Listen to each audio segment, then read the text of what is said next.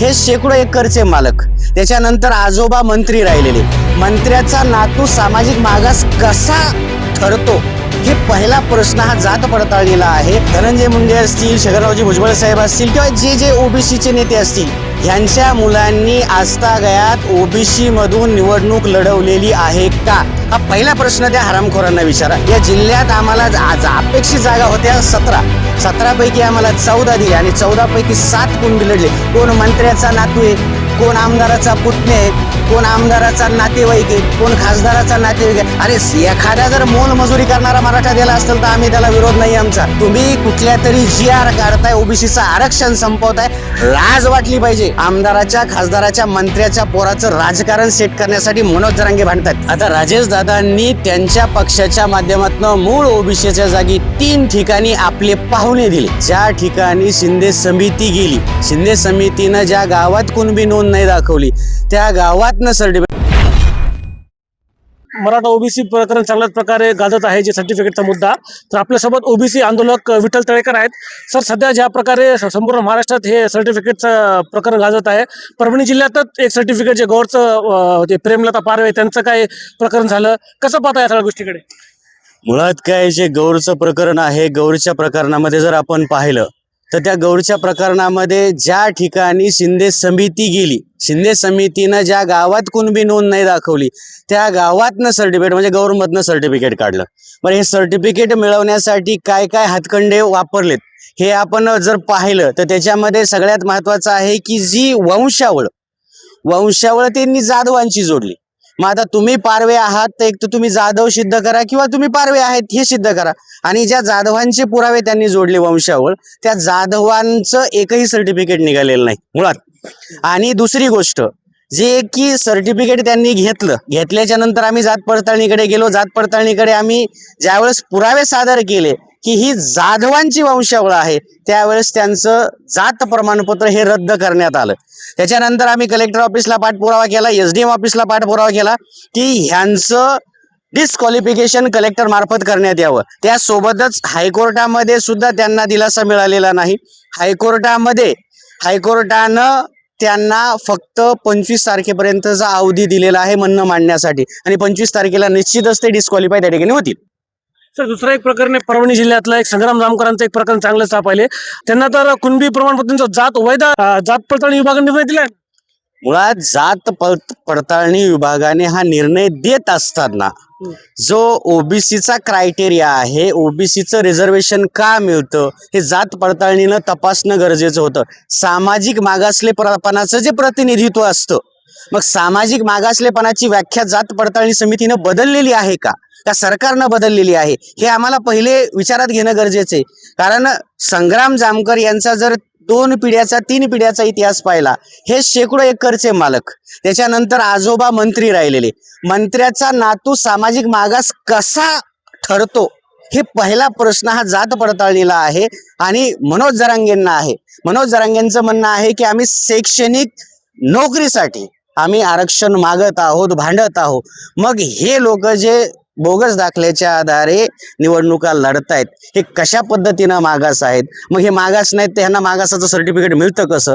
मग हे मागास नाहीत तर मग हे निवडून आल्याच्या नंतर ते वैध होतं कसं? हे अनेक प्रश्न आहेत. हायकोर्टामध्ये संबंधित जे प्रतिस्पर्धी आहेत ते गेलेले आहेत. निश्चितच ह्याच्यातनं सुद्धा वेगळा निर्णय येईल. सर, मला कळलं ना, तुम्ही आता आपण शेवटी आपला न्यायव्यवस्थेवर विश्वास करतो, न्यायव्यवस्थेने त्यांच्या सर्टिफिकेटला वैध ठरलेलं आहे, म्हणजे प्रकरण संपलं ना, मग परत का राजकारण व्हायला? मुळात विषय काय असतो माहितीये का, न्यायपालिका आहे, जिल्हा स्तरावरती जरी ते वैध ठरलं तर हायकोर्टामध्ये जाता येतं, हायकोर्टातनं सुप्रीम कोर्टामध्ये जाता येतं.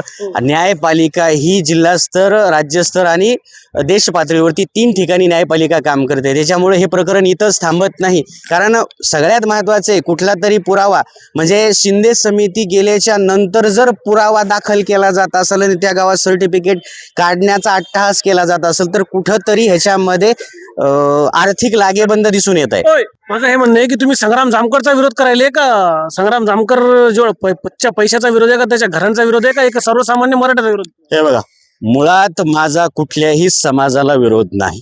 कुठल्याही जातीला विरोध नाही. माझा विरोध आहे बोगस दाखल्यांना. बोगस दाखल्यांच्या माध्यमातनं 10 वर्षाच्या नंतर, 20 वर्षाच्या नंतर, 25 वर्षाच्या नंतर जे ओबीसीला प्रतिनिधित्व मिळतं ते प्रतिनिधित्व संपवणाऱ्याच्या विरोधात माझी भूमिका. संग्राम जामकर व्हॅलिड ठरत नाही का त्या सर्टिफिकेटसाठी? तुमचं काय म्हणणं आहे? नाही, संग्राम जामकर कुठल्या पद्धतीनं व्हॅलिड ठरतात? समितीनं निर्णय दिला म्हणजे ते व्हॅलिड आहेत का?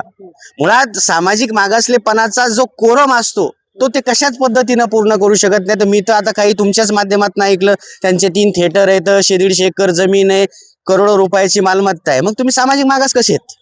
कारण मुळात ओबीसींना मिळालेलं आरक्षण हे सामाजिक मागासलेपणावरती. 8 लाखाचं काय ते?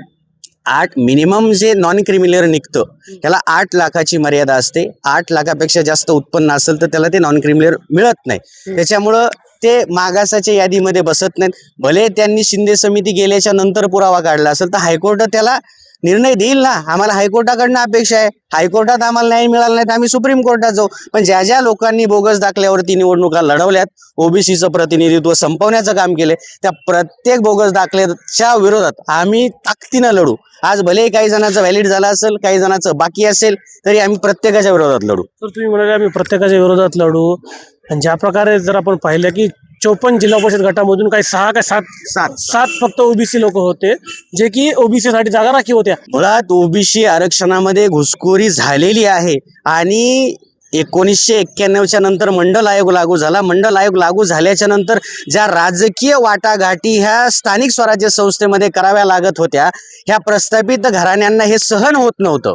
आणि हे सहन न झाल्याच्या नंतर त्यांनी मनोज जरांगे नावाच्या व्यक्तीला उभं केलं. त्यांच्या आडून गोरगरीब लेकरांच्या शिक्षणाच्या नावाखाली दाखले काढून ह्या ओबीसींच्या जागा हस्तगत करण्याचं काम केलं. आणि ह्या ओबीसीवरती सरासर अन्याय, कारण आम्हाला 20 वर्षाच्या नंतर प्रतिनिधित्व मिळतं. या जिल्ह्यात आम्हाला अपेक्षित जागा होत्या 17 पैकी आम्हाला 14 दिल्या आणि 14 पैकी 7 कोण बिलडले. कोण मंत्र्याचा नातू आहे, कोण आमदाराचा पुतणे आहे, कोण आमदाराचा नातेवाईक आहे, कोण खासदाराचा नातेवाईक आहे. अरे एखादा जर मोलमजुरी करणारा मराठा दिला असेल तर आम्ही त्याला विरोध नाही आमचा.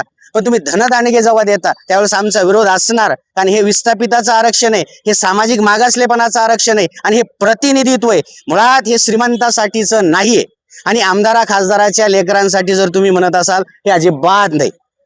आणि दुसरं काय पाहिलं लोकांसमोर मग धनंजय मुंडे झाले, छगन भुजबळ झाले, हे का मग आर्थिक मागास आहेत का? मग मुळात विषय धनंजय मुंडे असतील, छगनरावजी भुजबळ साहेब असतील किंवा जे ओबीसीचे नेते असतील, ह्यांच्या मुलांनी आजतागायत ओबीसी मधून निवडणूक लढवलेली आहे का, हा पहिला प्रश्न त्या हरामखोरांना विचारा जे आक्षेप घेत आहे. मी तरी उदाहरण देऊ शकतो. अहिल्यानगरमध्ये राधाकृष्ण विखे पाटील यांनी मूळ ओबीसीच्या जागी आमदाराची पोरगी महापौर केली.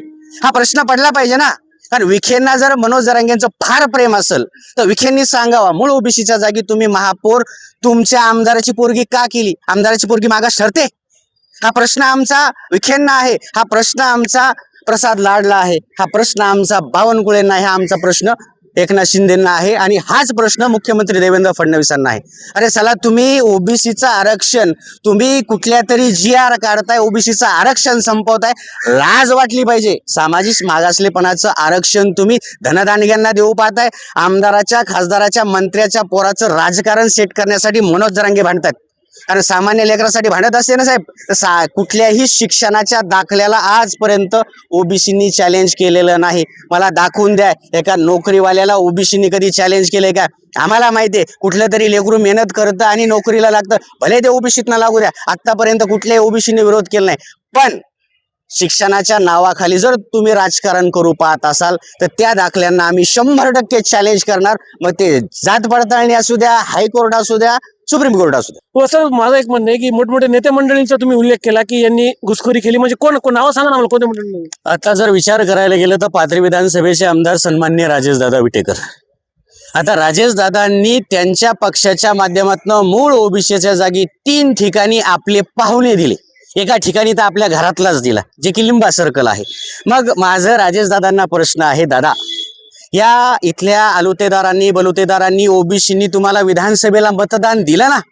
मग विधानसभेला मतदान दिल्याच्या नंतर तुमच्या घरात जिल्हा परिषद चालती, जिल्हा परिषदेचं उपाध्यक्ष पद चालतं, जिल्हा बँकेचं पद चालतं आणि तुमच्या पाहुण्या रावण्यांना ओबीसीचे पद चालतात. अरे मग मूळ ओबीसी कुठे आहे? कुठल्या तरी तुम्हाला माळी, धनगर, वंजारी चालत नसेल, सुतार, लव्हार, कुंभार कोणाला तरी द्यायचं ना. हा प्रश्न आहे. आणि उद्याच्या विधानसभेला तुम्हाला सामोरे जायचंय, कारण मूळ ओबीसीच्या जागा तुम्ही तुमच्या पाहुण्यांना दिल्यात. हा ओबीसींचा प्रश्न आहे आणि ओबीसी तुम्हाला येत्या काळात हा प्रश्न विचारेल मतपेटीतनं. कारण ह्या ओबीसींच्या जागा होत्या, ह्या ओबीसींच्या जागा तुम्ही डावलून तिकीट देण्याची हिंमत केली आणि तेही घरात दिले. हा सगळ्यात मोठी दुर्दैवाची गोष्ट आहे या पाथरी विधानसभेसाठी.